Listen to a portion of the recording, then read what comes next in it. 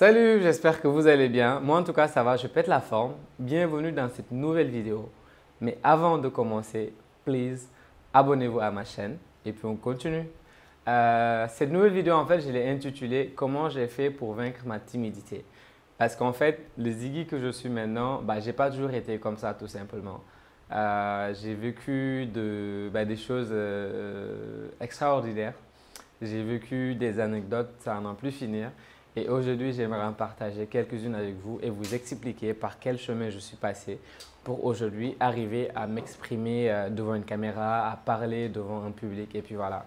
En 2011, je venais d'avoir mon bac. Je me suis inscrit dans une école de commerce pour mes études supérieures avec 3 mois de retard parce que c'est l'année où j'ai perdu mon père. Ce n'était pas vraiment une année facile pour moi. Et donc, j'ai accusé du retard pour m'inscrire à l'école pour mes études universitaires. Déjà entre le choix de la fac, le choix de la filière, ce que je voulais faire vraiment, les orientations, les concours d'entrée, tout ça. Et le décès de mon père, c'était pas évident du tout. Donc finalement, je trouve une école et je m'inscris avec 3 mois de retard.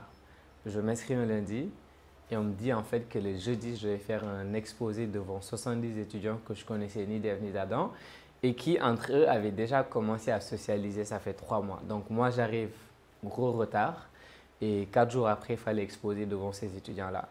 Donc, j'ai pris le travail au sérieux, j'ai fait mes recherches, j'ai préparé ma présentation PowerPoint.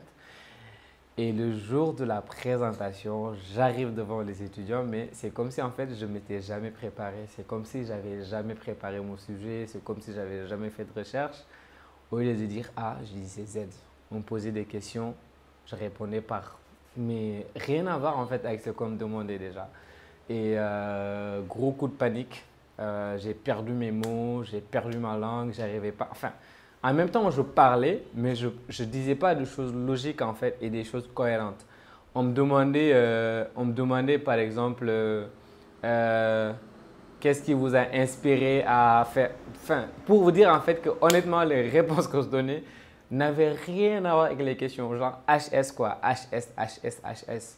Et c'est un truc qui m'a beaucoup, beaucoup marqué. Et en fait, sur le coup, je me suis dit, il fallait que je fasse quelque chose. Il fallait vraiment que j'arrive à trouver de l'aide. Il fallait plutôt que je sois accompagné. Il fallait en fait que cela change en fait. Heureusement que c'était quand même une très bonne école parce que déjà on était 36 nationalités. Donc pour vous dire à quel point c'était divers, divers, divers, divers, divers. C'était tellement cosmopolite, sénégalais, rwandais, congolais, gabonais, ivoirien. Vraiment une école très très riche parce qu'il y avait toutes les nationalités d'Afrique déjà. Et heureusement que dans l'école, il y avait un prof qui s'appelait Monsieur Diango. C'était un prof de développement personnel. Je suis parti le voir après, on a discuté pendant 1 heure, voire 2 heures, je pense. Et après, vraiment, il m'a pris sous son aile. Il travaillait en même temps au niveau du centre de l'orientation professionnelle et en même temps, il donnait des cours dans mon école en fait, en tant que prof de développement personnel. C'est vraiment lui qui m'a aidé, qui m'a pris sous son aile et qui m'a appris beaucoup de choses. Il m'a coaché. Et aujourd'hui, si j'arrive à parler devant la caméra, si j'arrive à parler devant un public, devant une assemblée, vraiment, je lui dois tout. Et la seule chose qui me fait mal, en fait, c'est que je n'ai pas pu le remercier correctement et il est décédé l'année dernière. Donc, en union de prière pour lui, on va prier pour lui, que son âme repose en paix. Mais cet homme, il a changé ma vie. Les Ziggy que je suis devenu aujourd'hui, en fait, c'est grâce à lui.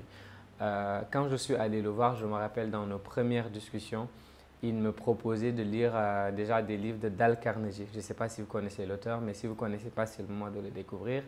Dale Carnegie, c'est un auteur en fait qui a fait, ses livres ont fait le tour du monde.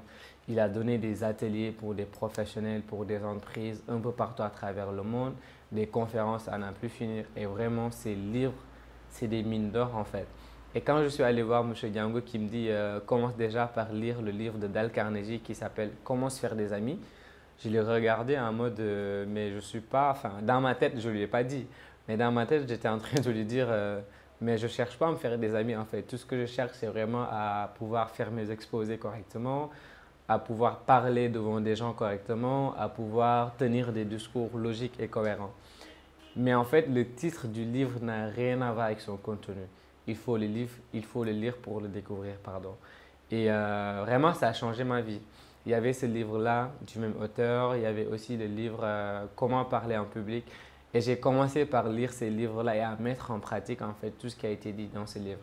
Après, on a fait des ateliers de coaching, tout ça, tout ça. Et 3 mois après, je parlais en classe, mais on me regardait en mode non, c'est pas toi. Pour nous dire en fait à quel point l'évolution a été extraordinaire. Et j'étais devenu bavard, pas bavard, parler pour ne rien dire, mais bavard dans le sens où en fait j'arrivais vraiment à tenir le débat, à parler, à argumenter, à dire si je suis d'accord ou pas, à faire des exposés correctement et à répondre correctement aux questions qu'on me posait lorsque je faisais mes exposés. Parce que vraiment c'est une école où minimum, chaque semaine tu faisais un exposé oral en fait sur un sujet et c'était assez intéressant parce que ça te préparait en fait à la prise de parole en public. Donc, c'était une phase de ma vie assez compliquée, mais j'étais content des résultats.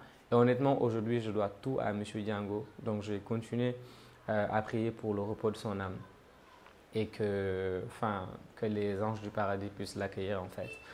Et donc, je me rappelle quand j'ai commencé à faire de la télé, il y a mon prof d'histoire géo, celui qui m'avait en 5e, M. Ndiaye, qui m'a appelé pour vérifier que c'était bien moi en fait.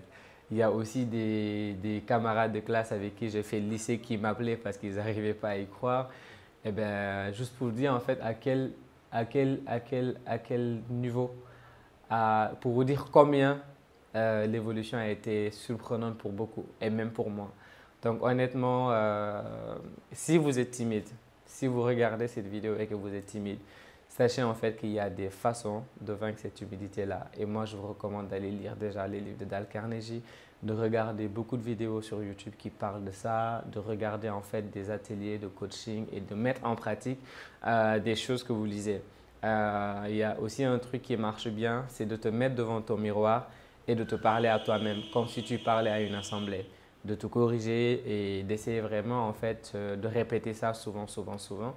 Et ça aide.